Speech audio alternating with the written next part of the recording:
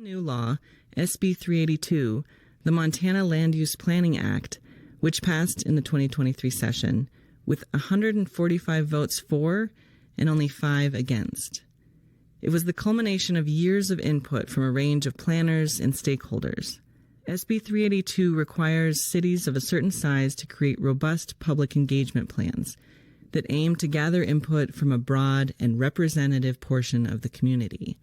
It changes the public input process around new developments, in that it's now all done on the front end. So as cities and counties update their growth policy plans, which is a multi-year process, they're creating opportunities for the public to give input along the way, asking what folks do and don't want to see and where.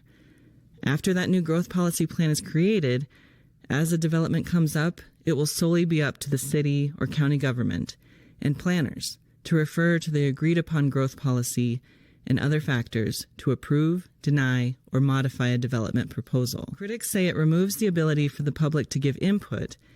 In theory, it aims to do the opposite, preventing individual public input meetings from being held for each proposed development, which can leave the decisions up to those who are able to show up on that one given night, which, as Nathan mentions, can often be the wealthier homeowners in the area, rather than those impacted the most by the housing crisis, who may have less flexibility to show up on a given town hall date due to working multiple jobs, being elderly, or parenting young children.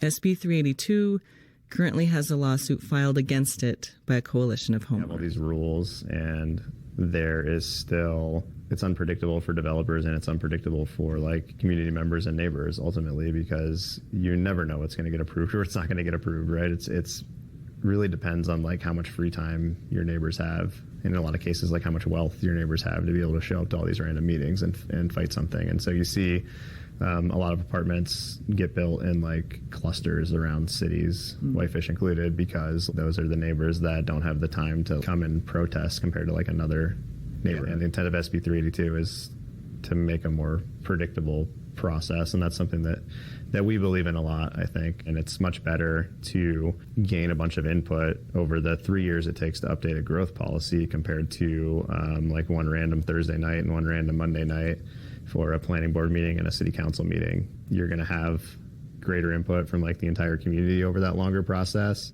And to